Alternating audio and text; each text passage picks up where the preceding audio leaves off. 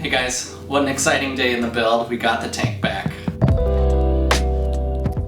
Kurt from Laguna Auto Body did an immaculate job painting this tank. The highlights are perfect, almost no orange peel, and the amount of Bondo work that he did on this tank to get out some of the dents that were right along here is amazing. Could not be happier with this paint job. So shout out to Kurt at Laguna Auto Body. You did an amazing job. Thanks, man.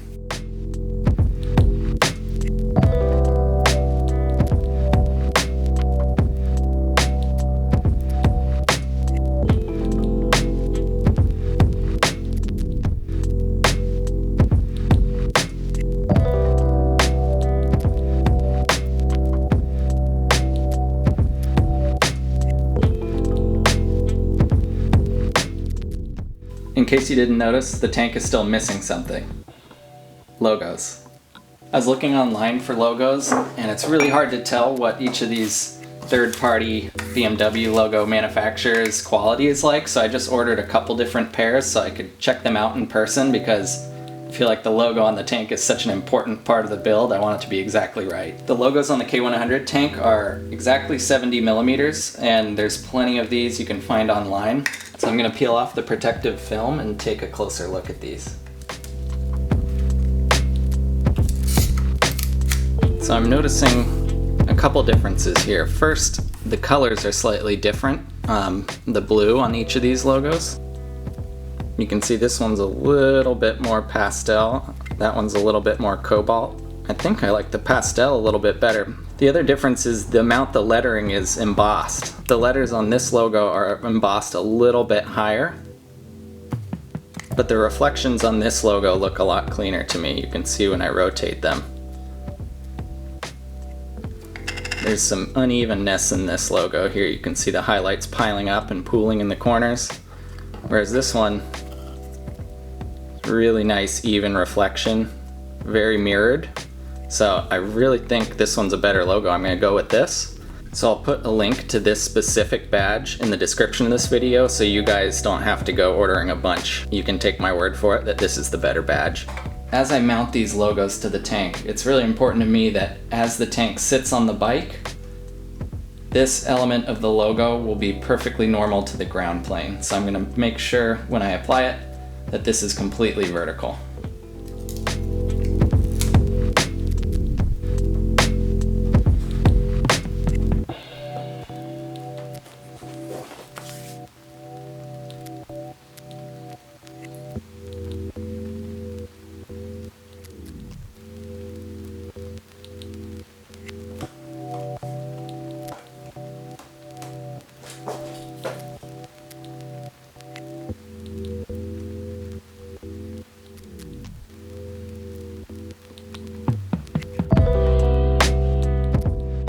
So the second super exciting thing that happened this week was my custom Cognito Moto stem and triple tree finally arrived. I ordered these on September 18th and they arrived right on Halloween. Waiting a month and a half is fine for something that's custom built, but it's just something to be aware of if you're planning a build of your own.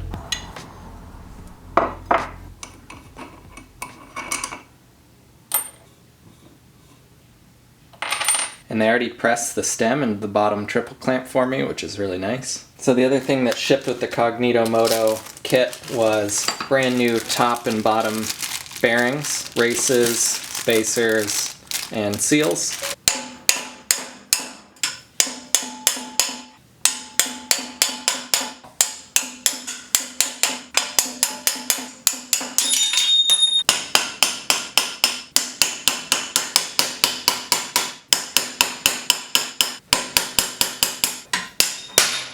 So after I get the frame all done and painted, I'll press in the new outer races and I'll press new bearings onto the new stem and get this completely assembled. But for right now, I just want to do a mock build to see how the new front end looks on the frame.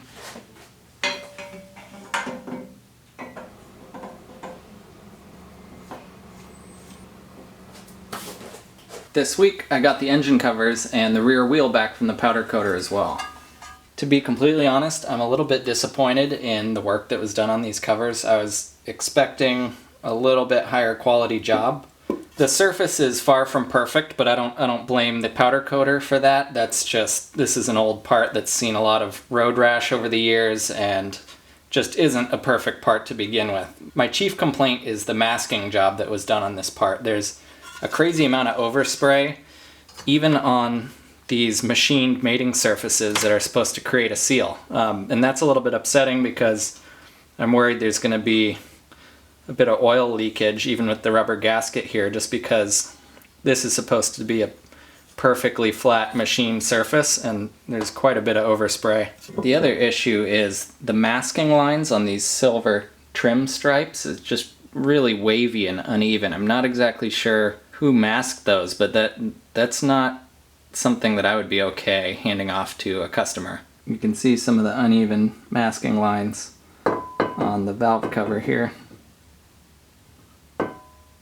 And you can see all the overspray on the backside where this part is supposed to be completely machined flat for sealing purposes.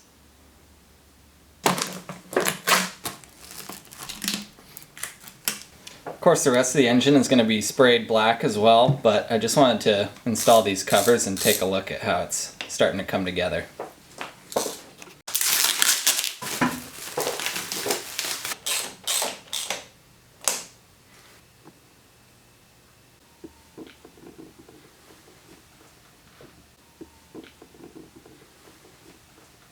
I got the stock K100 rear wheel back from the powder coater as well. My chief complaint with this part is that I passed it off to the powder coater with the stock wheel cap, and when I picked it up today, they couldn't find it. He told me to come back in a few days after they've had a chance to look for it, but I find that a tad unprofessional and a bit concerning because it's not an easy part to get, and it's sort of bottlenecking my progress if I can't apply the new logo to it and get it painted. That being said, all the negativity aside, I'm super happy to have these parts back because it means I can progress with the project, and all in all, they look much, much better than they were, and I think they're going to look great once I assemble them to the bike. So now that I have both front and rear wheel in hand, you can get a better sense of why I chose this front wheel from an R1. Just the character of the rim, these Y-shaped spokes, really matches the aesthetic of the stock K100 rear wheel. So I think that's going to be a nice duo on the bike. And now that these are both painted and clanging around the shop, I thought it was prudent to order tires so that I could mount tires and just reduce the chance of these getting nicked and dinged around the shop. So I'm going to go ahead and mount the new Metzler tires that I got, and I'll explain a little bit more about my tire choice.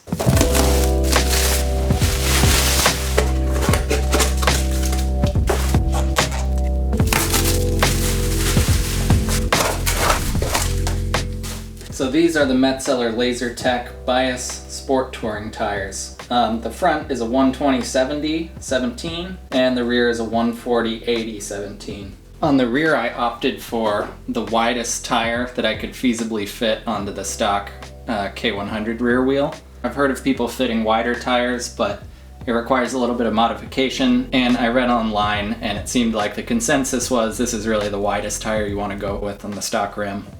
Then on the front tire I opted for a 120/70, and the reason I did this was the R1 front rim that I bought is actually wider than the stock K100 rear rim, and that looks sort of doofy on a bike, so I wanted to make sure the front tire looked narrower than the rear tire. So I'm going to install the rotors onto the new front wheel, and you can see on the front wheel there's a little tiny arrow cast into one of the spokes showing the direction. So this is the direction of rotation, this is the front, this is the rear. Sadly, these rotors that I bought on eBay didn't come with hardware, so I had to order some online, and I was pretty surprised to see the price of a decent set of titanium rotor bolts for an R1. It's $100 for 10 of them, so it's basically $10 a bolt. The reason is they're anodized black and they're titanium. So I'm going to go ahead and throw a little bit of blue Loctite on these and install these rotors.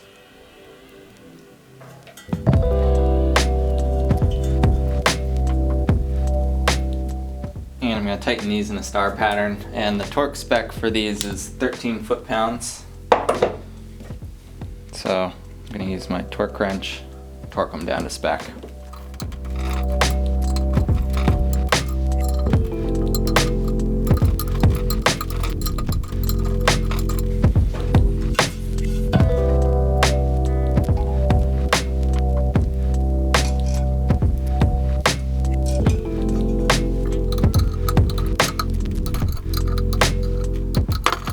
I'm glad I sprung for the anodized black titanium rotor bolts because these things look awesome. The wheel looks great and it's ready to get the tire mounted now.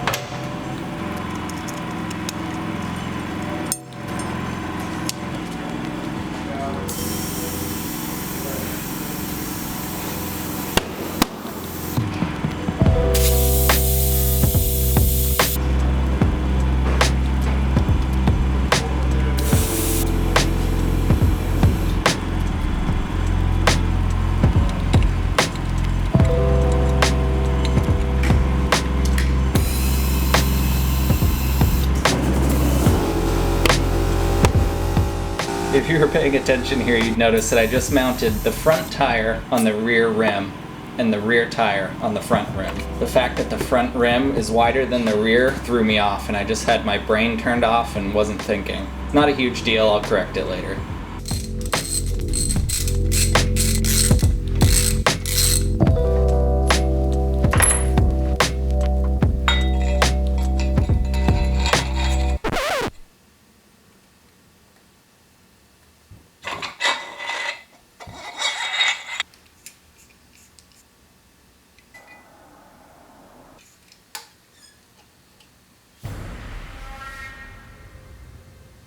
So today just went from a really exciting day to a super shitty day.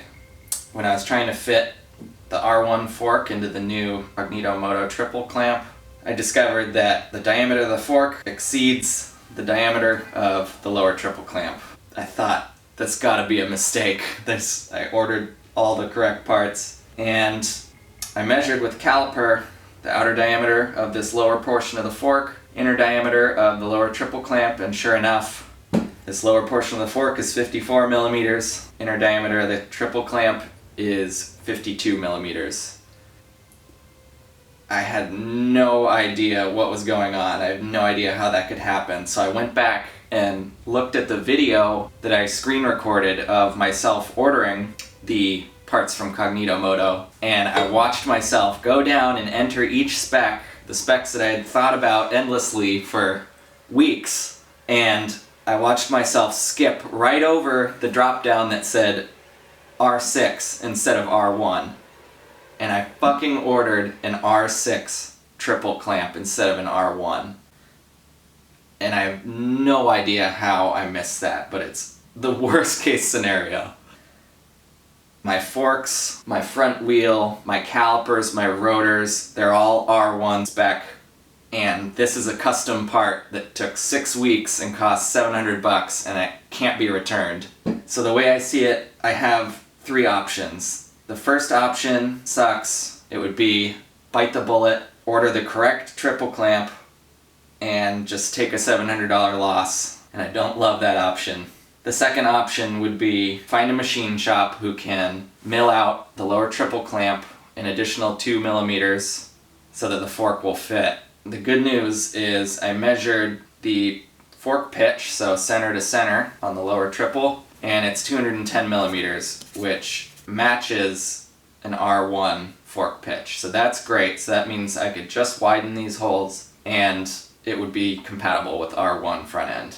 The problem with that is maybe that sort of ruins the structural integrity of these walls, which are already pretty thin, but you know, I'm not going to be tracking the bike, I'm not going to be riding it super hard, I'm not worried about high dynamic load, so maybe it's not a big deal, I'm not sure. The third option would be to find a stock R1 lower triple on eBay or on Craigslist somewhere, press out the Cognito Moto stem, and then press it into the stock R1 lower triple, and then I would have a compatible front end. None of the options are great. I'm still processing what happened. It's gonna take me a while to accept that it has happened and move on. It's just a big bummer, really.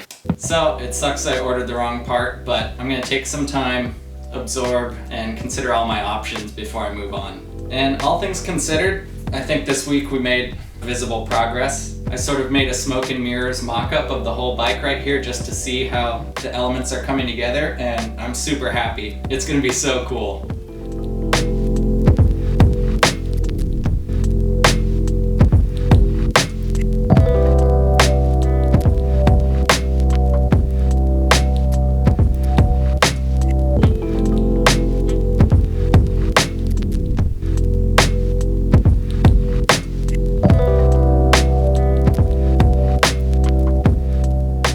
Thanks for watching, and tune in for the next episode.